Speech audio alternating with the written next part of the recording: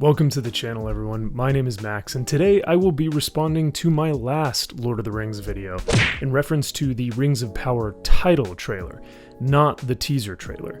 Now, I know that since the release of the title trailer, we have received an immense amount of content, such as the promo posters, the teaser trailer, the Vanity Fair articles discussing the show, and the unlisted superfan video. Yo, this tune is banging! This goes on for 12 more minutes. But before I gave my thoughts and opinions on all of those, I just wanted to address some of the questions and concerns that had arisen from my previous thoughts and opinions regarding the title trailer. So yes, I will be covering all of this new information in future videos, but wanted to start with this one. First and foremost, I recognize that in my last video I neglected to mention the map that was released by Amazon that gave us a better look into what the show would primarily be focusing on, which is the Second Age. But no, I was not trying to intentionally leave it out of the discussion. I just didn't think it was going to further my opinion on the show, considering that the map wasn't created by the showrunners. It was just released by them to confirm that the show was most likely going to be taking place after the events of the War of the Great Jewels, ending with the War of Wrath. And as we all know, that after the War of Wrath, Beleriand had sunken into the sea, leaving us with the map seen here.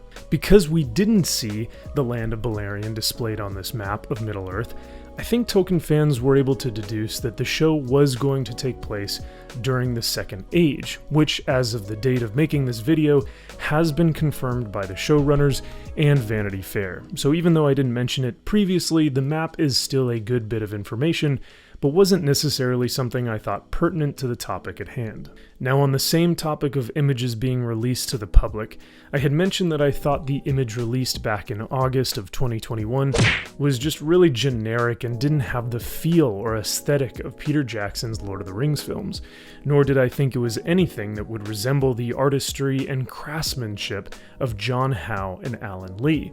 Now, once again, at the time of making this video, it has been stated that the series will be an adaptation and modernization of the world of Tolkien, and not necessarily a continuation from the Peter Jackson films. As far as the implications and Easter eggs go for the fans, yes, we did see lots of implications for the First Age material, such as Tirion, the city of the Eldar ruled by Ingwe and later Finwë, and the two trees, Telperion and Laurelin.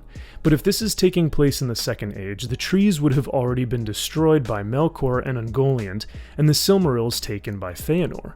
So why would they tease us with an image that wouldn't be set during the time period of the show? All that being said, I didn't mention it in my last video, the Easter eggs displayed in the image, because that was secondary to my main point, which was that whether or not we were getting fan service, the world just looked generic and hollow. Now, if we are going to discuss the fan service of the image, I think it's important to note that in the most recent Vanity Fair article, the showrunners discuss how they are taking the creative liberty of collapsing the entire First Age, essentially thousands of years of arguably the most intriguing lore, into a single point in time. So is this where we will see the trees from the aforementioned photo? If so, I would love to see more of the First Age and the entire history of Middle-earth, because there is so much there. But unfortunately, it sounds like we will only be getting that within the first 2 episodes of the series. Next, I noted that I was concerned due to Jeff Bezos' statement of wanting this to be his version of Game of Thrones. Way back in September of 2017, before Amazon had even acquired these rights, Jeff Bezos had stated that he wanted his equivalent of a Game of Thrones series, but I didn't go into details as to why. Now, for those of you who have watched Game of Thrones or read the Song of Ice and Fire books, it's a fantasy series that deals heavily in much more mature content, such as incest, gratuitous sex and violence, political conflicts, moral ambiguity, and so on. These are all things I do not want polluting a Lord of the Rings adaptation, hence my cause for concern. Now, speaking of adaptation, I was concerned that the same adaptation liberties taken with the Song of Ice and Fire books for the last few seasons of Game of Thrones would likely be utilized as a template on how to adapt the Lord of the Rings literature from the appendices. If you weren't aware, George R.R. Martin's last book was published in 2011 and contained no ending to his series, so the showrunners had essentially run out of material to draw from, which led to a very anticlimactic and disposable ending with seasons 7 and 8. And are you happy with how things ended? Yes. She didn't say yes. You didn't say yes. Best season ever! Lastly, I was afraid that Bezos was doing this as a cash grab and that he had no true intention of ever making a good Lord of the Rings series. He probably saw how profitable Game of Thrones had been and wanted to replicate that type of income with a show of his own, but knew that he couldn't do that from scratch, so he had to utilize The Lord of the Rings to be able to plaster that title in order to get the same amount of revenue. And as Dimitri Fimi, a Tolkien scholar and lecturer at the University of Glasgow, has stated, "My worry would be if it becomes a Game of Thrones in the Second Age. That wouldn't be what one would associate with Tolkien's vision. It would also be derivative." Those are the reasons why I see Bezos' greed as a red flag. Another red flag that I had mentioned was the release date of the first episode airing on the date of Tolkien's death. I question that out of every date they possibly could have utilized, like Tolkien's birthday or the anniversary of when the books were first published, they decided to go with the day that he died. And some people didn't see this as an issue, stating that this was in reverence towards his legacy, which I guess I could get on board with because I don't really know what Amazon's true intentions are, but let me put it this way, by giving you guys an example from my time in the Marine Corps. Whenever we celebrated a holiday like the Marine Corps birthday or St. Barb's Day, who is the patron saint of artillery, we celebrated with joy and excitement. But when we celebrated days like Memorial Day or Veterans Day, it was always with a heavy heart and sometimes lots of grief and sorrow. As we remembered those we've lost.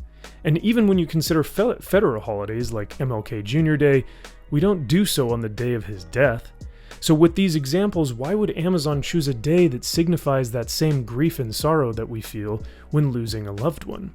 I'm sure this wasn't a malicious tactic, but it just seems odd when there are so many other anniversaries associated with joy and hope to share reverence for Tolkien's works. And to my final point. In my last video, I'm sure a lot of people saw me portraying these talking points in a very pessimistic and cynical manner.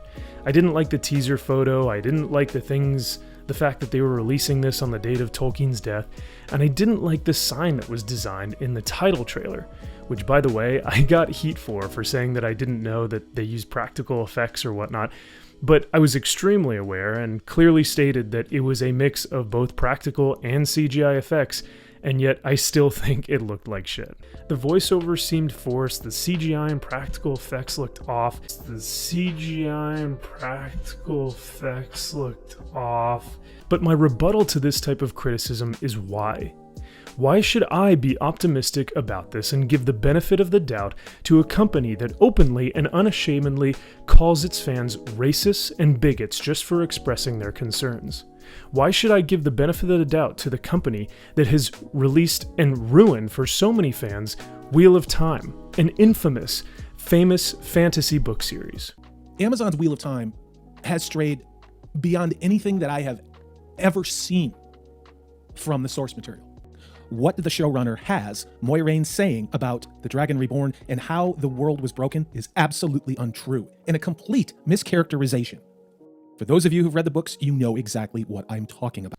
Why should I give the benefit of the doubt to the company that unabashedly gloats about how they're going to modernize Tolkien's work and adapt the stories to their own narcissistic viewpoints? Alright, well, I think that covers just about everything. I'm sure there will be a whole slurry of other things that I forgot to mention in this video, but I think I can say that I've addressed all my main concerns from my previous video, and that it is time to move forward.